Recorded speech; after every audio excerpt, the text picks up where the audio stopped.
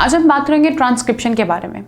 Transcription की अगर definition पे बात करें तो ये एक ऐसा प्रोसेस होता है जिसमें डीएनए के सीक्वेंस की एक कॉपी क्रिएट करवाई जाए with the help of RNA polymerase enzyme.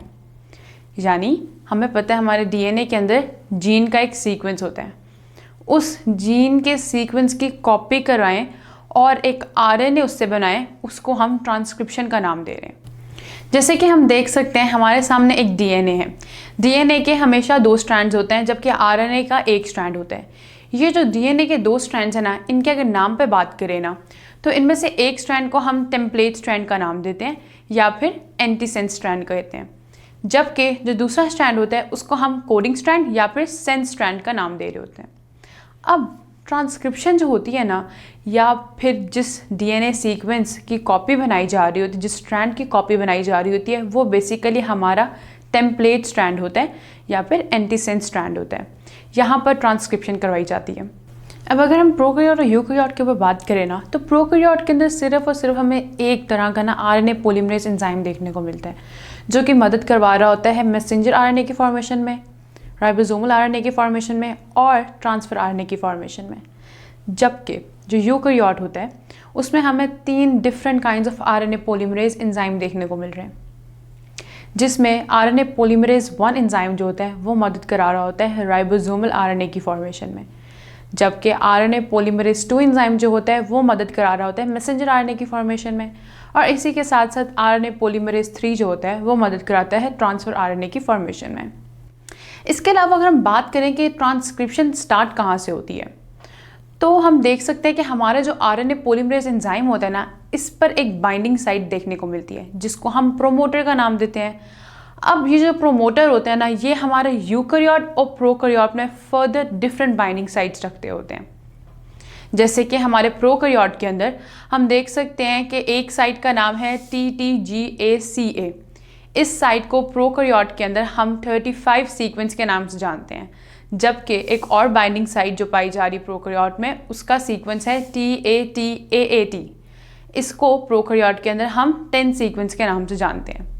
इसके अलावा अगर हम यूकैरियोट में बात करें तो यूकैरियोट में एक साइट को 75 साइट का नाम दिया जाता है और दूसरी साइट को 25 साइट का नाम दिया जा रहा होता है। अब होता क्या है, वो जो प्रोमोटर हमने कहा आरएनए पॉलीमरेज की एक बाइंडिंग साइट पर प्रोमोटर लगा होता है, वहाँ से ट्रांसक्रिप्शन स्टार्ट होगी। फर्दर इस आरएनए पॉलीमरेज के अंदर ना हमें सब यूनिट्स देखने को मिलते हैं।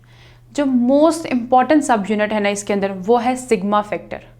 सिग्मा फैक्टर की रिस्पॉन्सिबिलिटी होती है ट्रांसक्रिप्शन के प्रोसेस को स्टार्ट करवाना, इनिशिएशन करवाना। ये हमारे सिग्मा फैक्टर की रिस्पॉन्सिबिलिटी है।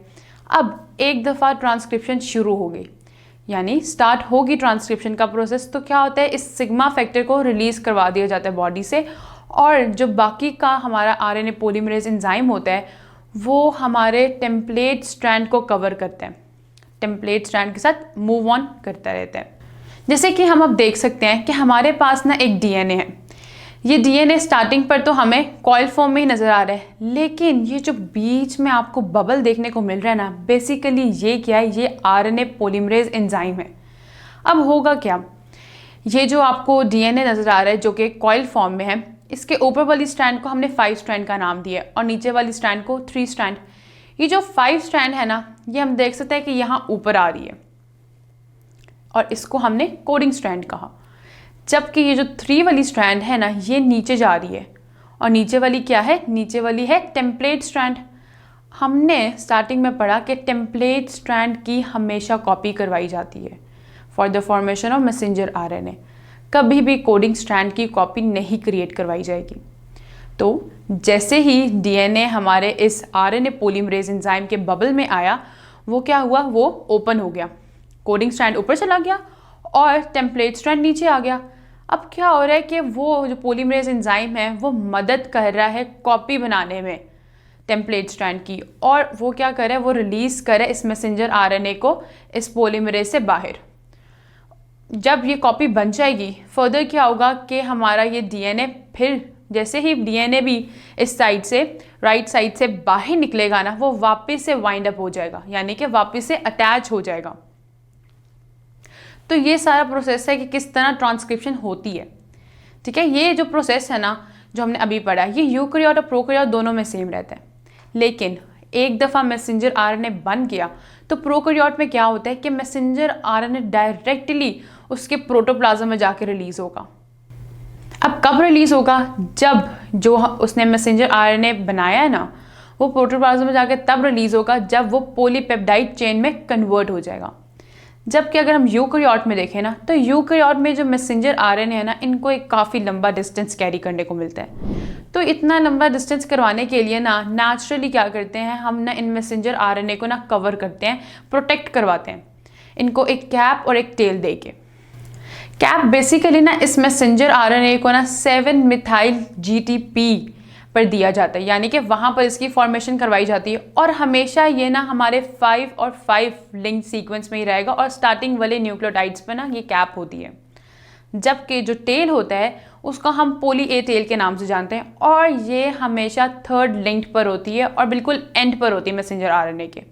यानी कि स्टार्टिंग पर हमेशा जो फर्स्ट वाले न्यूक्लियोटाइड्स होंगे उस पर एक कैप होगी और जो ये एंड वाली टेल होती है ना, ये जो एंड वाले मैसेंजर आरएनए के कोडोन्स होते हैं उस पर एक टेल होती है। ये जो कैप और टेल है ना, बेसिकली ये मदद करेंगे मैसेंजर आरएनए के कोडोन्स को डिस्ट्रॉय होने से, उनको डैमेज होने से। और इससे ये यूकैरियोट का जो प्रोसेस होता है ना, यूकैरियोट के अंदर मैसेंजर आरएनए का, वो काफ़ी स्मूथली हो जाता है। सो ये सारी बातें थी किस तरह ट्रांसक्रिप्शन करवाई जा रही होती है, उसके प्रोसेस, और किस तरह प्रोकैरियोट और यूकैरियोट में ये डिफ़र कर रहे होते हैं। बाकी हम पढ़ेंगे नेक्स्ट लेक्चर में।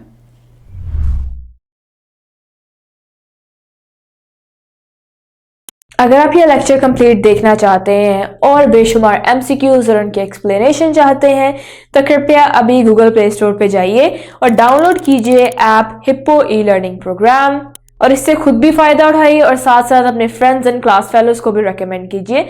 And don't forget to like this video and subscribe to our channel. धन्यवाद।